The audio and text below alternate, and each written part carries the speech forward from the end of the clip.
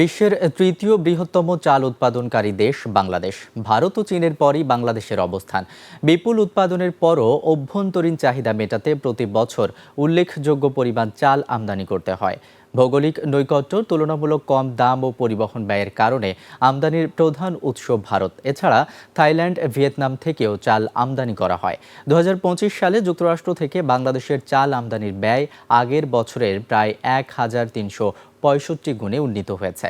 এই প্রবৃদ্ধির সুবাদে যুক্তরাষ্ট্রের চালের শীর্ষ 10 ক্রেতা দেশের তালিকায় জায়গা করে নিয়েছে বাংলাদেশ।